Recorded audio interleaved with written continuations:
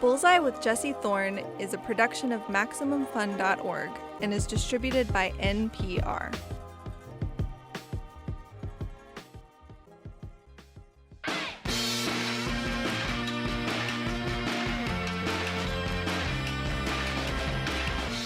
It's Bullseye. I'm Jesse Thorn.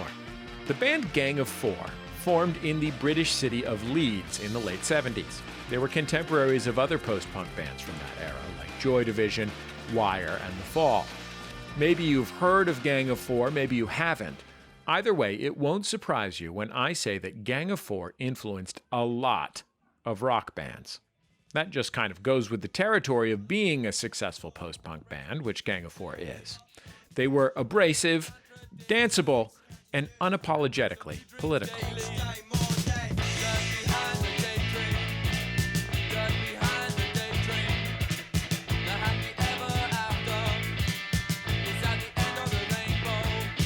What's unique about Gang of Four, though, is the sheer breadth of their influence. You'll hear that influence in indie bands like Liars and Block Party, but also in the Red Hot Chili Peppers and Nirvana and REM. And you'll hear Gang of Four songs sampled in the music of Moby or Frank Ocean, or even on the new Run the Jewels.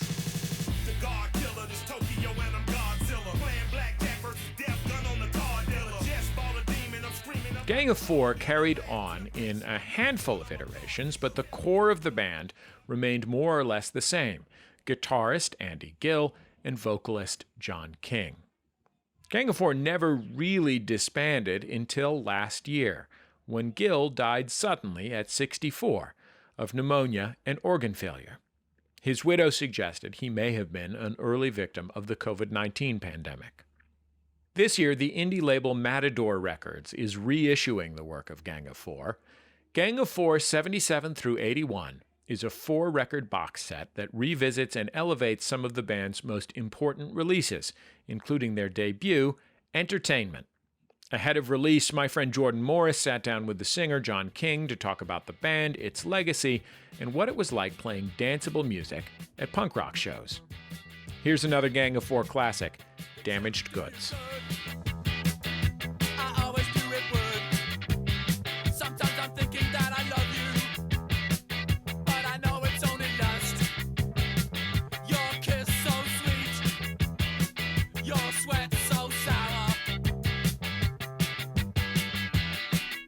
Jon King, welcome to Bullseye.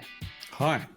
So Gang of Four gets categorized as a punk band or a post-punk band, but there's so much going on in the music. It is such a rich, hearty soup. There is, R&B, there is funk, there is dance music, there's disco. I want to hear about the music you were listening to around the time the band got started. Andy and I had quite similar tastes. We'd known each other since we were young teenagers. And at the beginning, we deified Jimi Hendrix. So Jimi Hendrix was an enduring love. I mean, even now I play Voodoo Child, Slight Return probably every week, as I played my entire life. So Electric Ladyland was kind of like the template for it. And actually, when Jimmy died, Andy wore a black armband to school because we went to the same school together. So there was Hendrix to start off with, and the other outfit that I absolutely adored was the band and their songs of American life, and Bob Dylan, of course. But along with that was this really strong love of reggae and funk, and so the sorts of everything by James Brown, electric blues, Muddy Waters. In fact, when we started off, we used to do a couple of Muddy Waters covers, and not very well, but that was something that was really inspirational. So African American music was really, really important, and we loved dancing. So we always and reggae in particular. I don't think it happened in the US in the way that it did in Britain, but one of the records that was played to death by both me and Andy and Hugo and Dave, was the Trojan Story. Oh yeah, absolutely. Which was sensational, and all those tracks by bands like Scatterlights and David Ansel Collins, and so reggae music was really important, and it was inspirational. But of course, when you're a bunch of white guys, you don't want to be in ripping off someone else's tradition, but you want to learn from it and be inspired by it. Like more or less every single British musician has ever since. They listen to blues records like Led Zeppelin did, and make a record that's kind of developed from that. Or Hugo, his great love was free, and we all shared a common love of the drumming of Simon Kirke, and of course the spare guitar work, that was there. So it was a sort of James Brown funk reggae, and the other band that I think more than any other band inspired us at the beginning was Dr. Feelgood. And Dr. Feelgood was this stripped down, dry bunch of drunks from Canvey Island. I mean, I'm being unkind a bit, but Wilco Johnson was the model for Andy's guitar playing, and for a while, and Lee Brillo, who was the singer, was someone I admired hugely. So we liked all that stuff. And I'm curious about the term post-punk, which a lot of people use when they talk about Gang of Four. Do you remember when you first heard that, and do you feel like it's a good way to describe the band? I think with all of these labels, there's a conundrum. We all want to find some way of clumping stuff together, but they are always applied after the event. I mean, when I think it is true that you can see sort of mental affinities between sort of a band like us and New Order and Public Image as operating sometimes in the same sort of musical vocabulary. But I mean, when the music that actually inspired me and Eddie to get going and form a band was the New York bands, which were certainly not post-punk bands, because we went out in '76 and we were going to CBGB's every night, and it was bands like Richard Taylor and the Voidoids, and Television, and early Talking Heads and the like. And so I don't know that it's necessary. I don't know how useful it is, but I can see why people do it, if that's a good answer or not. No, it's a great answer. It's one of those things where it's like, it's not perfect, but sometimes you need words like that to talk about music. So yeah, I mean, we had formed very strong friendships with Pylon and REM, who were our support bands for quite a while, out of Athens in Georgia. And there's certain places you go to where you feel an affinity, and felt an affinity to Athens at that time. Yeah. There seemed, and the B-52s were from there. You had an idea that there was a creative energy. One of my favorite bands was the Ramones. I loved the Ramones. I saw them loads of times. And I loved the feel goods. But what I didn't really like is chords. I didn't really like. Actually, it was the Ramones, of course, sounded like the Beatles with that grungy stuff underneath it. And years later, you think of bands like Black Rebel Motorcycle Club, who sort of picked up on that vibe. Sure. But the Sex Pistols music was really exciting at the time, but it's really conservative. I mean, it's Black Sabbath with challenging lyrics. But Pretty Vacant is really a Sabbath song speeded up and with those lyrics. So when your band was starting out, England was going through some really tough economic times. Did that situation affect what you were doing in the band in any way? It's not an original thought to say that the best art is made when things are really bad. There's a film called The Third Man, which was made in 1948, and it's Orson Welles is one of his great movies, and he plays someone who sells adulterated or fraudulent drugs, penicillin, to the people. And at the top of of a reel, and they have this. He has a show face to face with the police officer or the military guy who's wants to arrest him or execute him, and he says, Italy through the Renaissance is war, famine, death, poisoning, betrayal. The result: Leonardo da Vinci, Michelangelo, Raphael. And then he says, Switzerland, 400 years of peace. What do you get? The cuckoo clock. And so I think we were lucky enough to live in the former. It wasn't lucky. I mean, Leeds was really, really bad. Britain was really bad. I at the beginning of the box set, I wrote a little kind of introductory one-page essay about if you went to the centre of London, Leicester Square, there was garbage piled, 14, 15 feet high. The gravediggers had gone on strike, and so they had run out of places to store the corpses. So they were renting refrigerated trucks to store stacks of corpses. Animals were starving on the farms. There was 1 in 4 adult males was out of work. I mean, it was pretty intense, and I think because we wanted to write about the world that we lived in then, it didn't seem to me to be an interesting subject to write songs about girls and cars.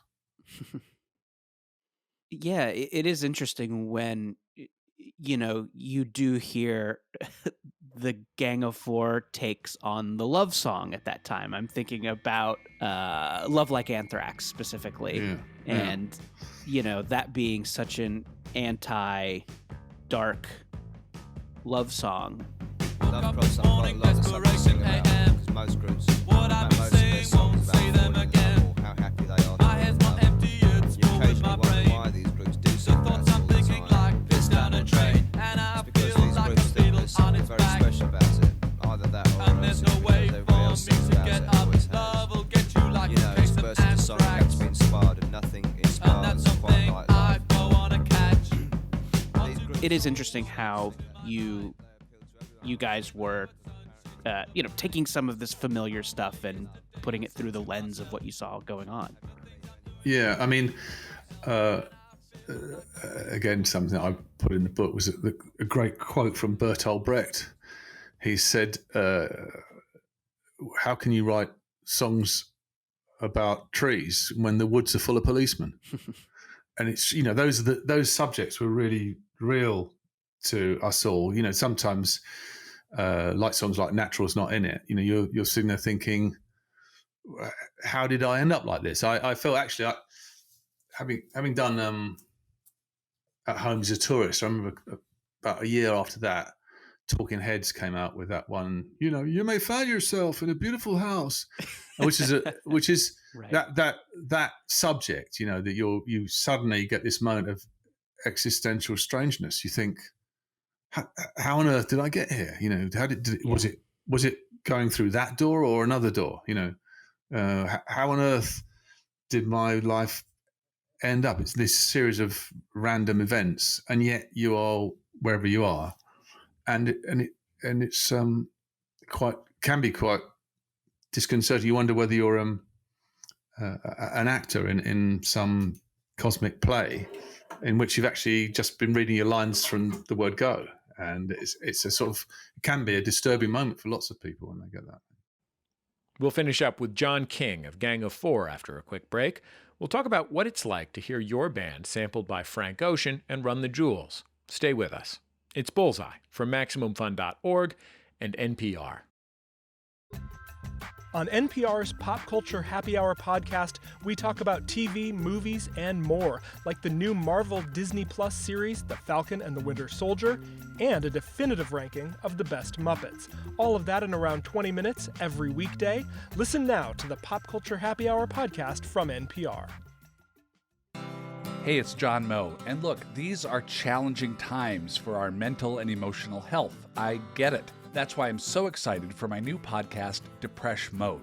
We're tackling depression, anxiety, trauma, stress, the kinds of things that are just super common but don't get talked about nearly enough. Conversations that are illuminating, honest, and sometimes pretty funny, with folks like Patton Oswalt, Kelsey Darragh, and Open Mike Eagle. I have this public-facing self, and then I have my emotional self that tends to stay hidden. It was about finding a way to communicate to somebody that, like, there's terrible going on back here.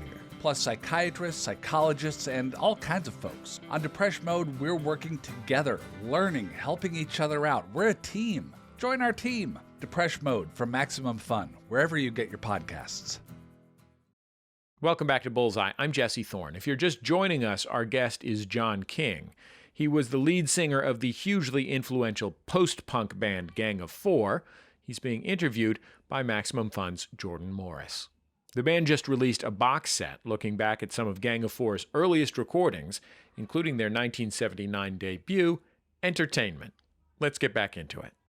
Something interesting about Gang of Four's music is that, you know, you have these danceable beats and you have these great melodies, but also just there's a lot of noise. There's a lot of noise and, you know, the rhythms kind of like break down and put themselves back together, and they, you know, they kind of hit you in a way that you don't expect. I want to talk about that dissonance that's in some of the songs and why you thought it was important to have that in the music.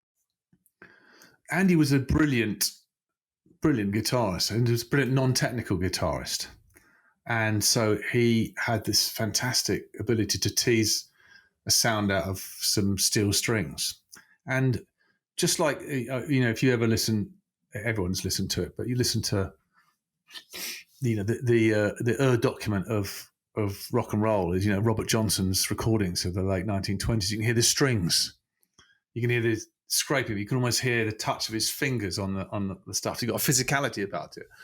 And some of those noises are so gorgeous, you know, like on the great Velvet Underground tracks, you know, on VU or Velvet Underground meets Nico, trying to find noises that sound like the end of the world. And to do that was, you know, Andy's genius on the guitar was to pull out those noises, which start off somewhere between Jimi Hendrix and Wilco Johnson and end up this other place. But to make things that have got that dissonance, and again, think a band thing, sometimes we say we want a song without any key changes. There are no chord progressions in quite a lot of the songs. And so what you needed was this incredibly propulsive and powerful rhythm section. So Dave and Hugo would come up. I think a good example of that is What We All Want. This whisper set me up. It's not the lack of trying. Can't put my finger on it. You can't help being hard up. Can't trust the God we trusted. Don't think that's any insurance. Could I be happy with something else? I need something to fill my time. Could I be happy with something else? I need someone to fill my time.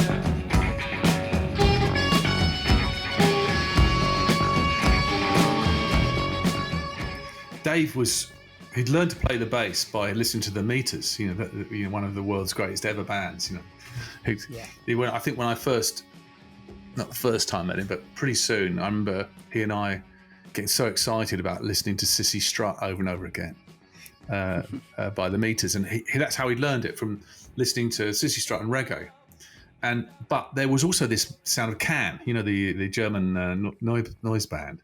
So that used to be that in that kind of krautrock thing, of that sort of propulsive driving on thing. And so he played this funky stuff because he used to be in a covers band, you know, which played, you know, R&B and country and western and stuff.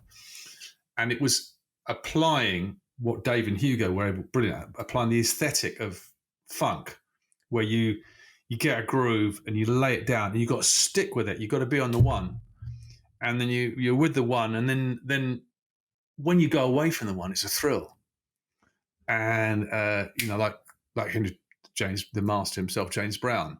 But where James Brown was all about the one, we started being about where you went when the one was there. And so Andy would then improvise like mad over this screwed down, bam, bam, bam, bam, bam, bam, bam, bam, bam, bam, bam, bam, bam, would be popping along. and then Andy would like be careening around the place, knowing that you could always come back to the one. And that's when dissonance works, because if it's just if everything's dissonant, it doesn't work. Which I used to listen to quite a lot of jazz music, and I could never really get on with free jazz too much, because it was actually too much being dissonant against each other. A failing of mine, not of the art form, but so the dissonance is really thrilling. It's thrilling if you got a 1, or it's thrilling if you got a 4 even, but it's not thrilling if it's all a mess, I heard that Gang of Four was invited to play on Top of the Pops, which at the time was a, huge TV show that really drove record sales. And I think the story goes that you guys walked off. I would love to hear that story, and, if there were repercussions down the line. Top of the Pops was certainly in Europe the most influential TV show there's ever been. I mean, if you got onto that show, you were going to have a top 10 single. And they had very strange rules that you got on. This was to avoid payola and bribery and corruption. You got on the show if you had a single that had gone into the top 30, and therefore you had to be offered a slot. If you're going down the charts, you weren't on the show. The only person that could stay on the show if they were in the same position was number 1. Everyone else, if you stayed in the same position or you went down, you weren't on the show. So we had released the incredible pop classic of Home is a Tourist. We're talking about Dissonance. To the amazement of EMI, it had got into the top 30. This record that sounds like someone's at a train derailing in Grand Central Station. It's wonderful guitar row at the beginning, which is fantastic, and following those rules of the screwed down rhythm section and the guitar going off on its holidays. And the program used to go out at 7:30 or 8 o'clock at night. Basically anything goes after 9 o'clock. That's when you hear the C word and the F word and all that kind of stuff. There are no limits really to what happens now anymore on TV. But up until that point, it's the watershed. Up to that point, you've got to be kind of delicate, and you can't use profane language and stuff. And the lyric on the chorus was, "The rubbers you hide in your top left pocket," because it's not a very challenging idea that people go to clubs and music halls to get laid. And if they do, having a condom in your pocket is quite useful and quite socially responsible. Anyway, so I chucked this in because it was all about the commercialization of people's sex lives. I tossed in the American slang, because British people didn't use the word rubbers. They used the word Johnnies at that time. So rubbers was not a British slang word. It's a bit like in the olden days when Buffy the Vampire Slayer was on. They would always use British slang like bollocks, because they thought Americans didn't know what it meant. I remember when I first came to America, thinking, what are you saying? So that lyric, we were in the charts. We had to be given a slot. The BBC said, "You've got the slot, but there's a rule," which was the Musicians Union said you have to re-record the song that you're on the charts to comply with the Musicians Union. So you have to go into the studio and re-record the track that's in the charts. But they said, you've got to re-record it, but we don't like the word rubbers. You've got to sing it differently. So we had a bit of a discussion about this, and I think we all agreed that the opportunity is too big. Okay, let's change the word. So we re-recorded the track. In fact, we didn't re-record the track. We just re-recorded the word packets. So I dropped in the word packets over the original thing and then handed it over. Went into the studio, and the producers were going nuts. The producer said, "We asked you to change the word." And I said, "Yeah, we have changed the word. It's now the packets you hide in your top left pocket." And they said, "We can't say that because it still means the same." And I said, "Yeah, it does mean the same." And said, "But the other thing is, you can hear that you've changed the word. We would like you to have used the word rubbish." So we had a very heated argument in which language was used that you wouldn't use before the watershed. So we had a big, and we told them, really, pretty much where to go, and we were thrown off the show, and the record was banned, and Wow. that was that first of our records to be banned, to be followed years later by "I Love a Man in a Uniform," which was banned, of course, in the UK. I love a man in a uniform. I love a man in a uniform. To have ambitions was my ambition, but I had nothing to show for my dreams. Time with my girl, I spent it well. You must be joking, oh man, you must be joking. The good life was so elusive. Handouts, they got me down. Why was that song banned? That's much later. That was on Songs of the Free. That was banned because, having written this song called "I Love a Man in a Uniform," which is, much more of a pop song than before that we written before, but it was about a guy whose life choices were so limited from a working class background. He had no choice but to get into uniform. So, and the chorus was "I love a man in a uniform," and it was quite sexy and it was quite cool and all that stuff. But and it was being played a lot on the radio in the UK until an event happened that was so left field, which was the Argentinian government invaded the Falkland Islands, Las Malvinas, and a place that I'd never even heard of. And because it mentioned a uniform, the sensitivity and the censorship was so strong. We went to do a TV show, and we turned up, and the producer to promote this thing, which was charting, and the producer said, "Oh, well, you were going to play uniform. Well, you can play anything you like from your oeuvre, but you can't play that." I said, "Well, we're here to promote that because in the chat." I said, "Well, we can't because we've heard that our boys are going into to invade the island to retake the Falklands." And it was taken off the radio. It was banned because it mentioned a uniform. We are talking because there is a new Gang of Four box set that collects some of your earliest recordings. Are you someone who revisits that old music regularly, or was doing it for this box set something that you wouldn't normally do? Yeah, I don't. I think, like lots of musicians, I don't really like listening to my old things at all, and it was good to listen to it, but I don't like to listen to it very much now. But it reminds me of all of the things, and I was impressed by the rigor of it all, and it reminded me so much of what we were doing. And the main sensation I had emotionally was how close we all were as a unit. We were all incredibly good friends. We made each other do the best work that we could, and we also made each other laugh. I think one of the key things about the photographs in there is how many of them show the four of us clearly entertaining each other and enjoying it. But the music of that period that I still like to listen to, I love listening to the Slits, for example, like Typical Girls. I prefer to listen to what they were doing to what we were doing, because I don't want to, listening to your own work is a bit strange, I think. It's interesting to hear you talk about, how close you were and what a unit you were. And that makes me want to hear your thoughts about Andy. Obviously, Andy passed away this year, and I just want to hear a little bit about him from you. What will you always remember about him?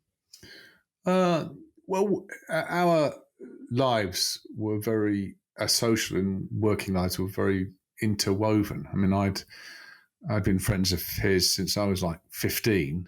Actually, my wife had known him since she was 11. He used to go around to her house at the age of 11 and play chess with her older brother. When we were at the same high school together, I mean, we went to a school between the age of 11 and 18 called Seven Oaks School, and we all were, the group that we were in, were all keen on art.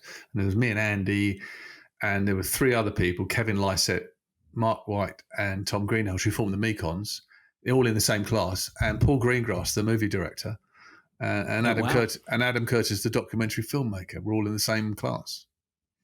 And so I went off to Leeds with Kevin because I was in a year above Andy, and then Andy went up, and then he and I had flats next door to each other in this horrible house, rented house, like classic student squalor.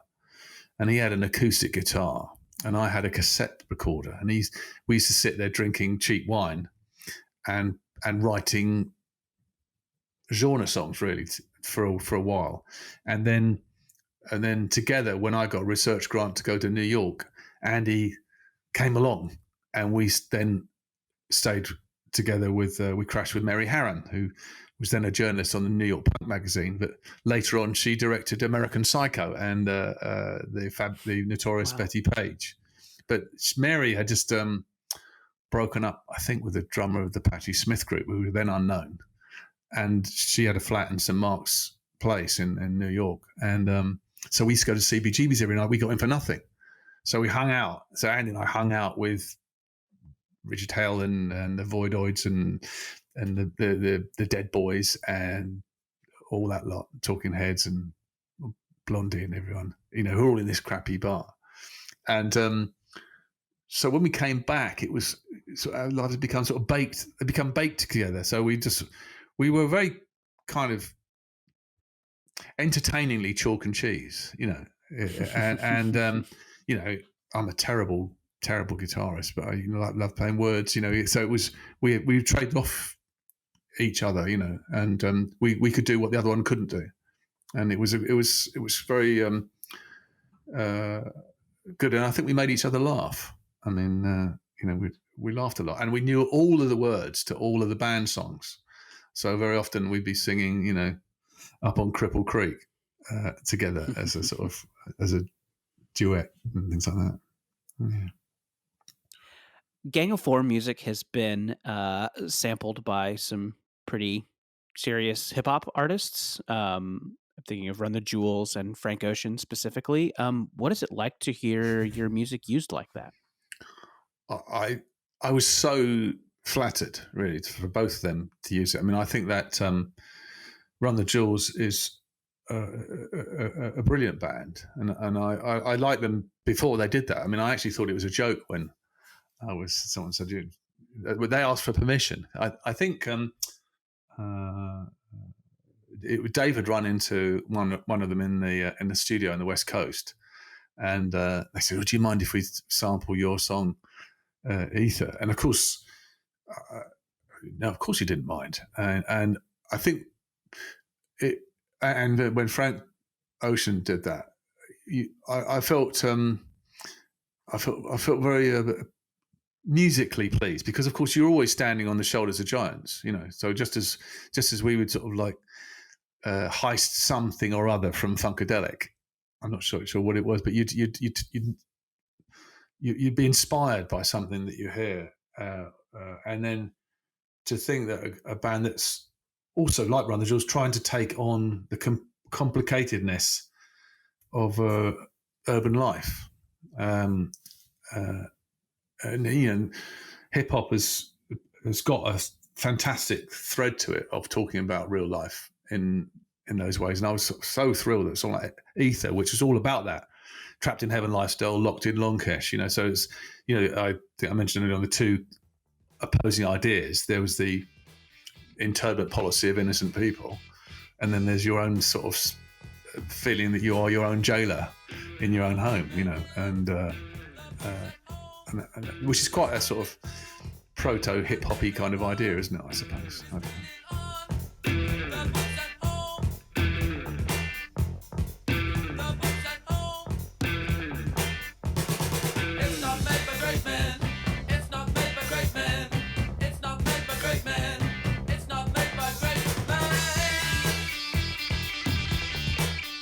Jon King, thanks so much for talking to us on Bullseye. Thank you very much. It's been a pleasure. Jon King, lead singer of Gang of Four. Gang of Four, 77 through 81, is a box set with live recordings and reissues of their brilliant records, Entertainment and Solid Gold. You can order the box set from your local record store. Thanks to my friend Jordan Morris for conducting this interview. Jordan also co-hosts the comedy show Jordan Jesse Go with me. I'm the Jordan from the title. He's the Go. Jordan also created Max Fun's scripted sci-fi podcast, Bubble, which you can download now, and is now a graphic novel. You can pre-order it at your local bookstore. That's it for another episode of Bullseye. Bullseye created out of the homes of me and the staff of Maximum Fun in and around greater Los Angeles. Here in my house, I've accepted that I'm an extra large now and am going through my clothes, getting rid of the larges. The show is produced by Speaking Into Microphones. Our producer is Kevin Ferguson. Jesus Ambrosio and Jordan Cowling are our associate producers. We get help from Casey O'Brien as well. Our production fellows at Maximum Fun are Richard Roby and Valerie Moffett. Our interstitial music is by Dan Wally, also known as DJW. Our theme song is by The Go Team. Thanks very much to them and to their label, Memphis Industries, for sharing it. The Go Team have a record just around the corner. There's a single up right now. You should search for The Go Team on YouTube or whatever and give it a listen. You can also keep up with the show on Twitter, Facebook, and YouTube. We post all our interviews in those places. And I think that's about it. Just remember, all great radio hosts have a signature sign-off. Bullseye with Jesse Thorn is a production of MaximumFun.org and is distributed by NPR.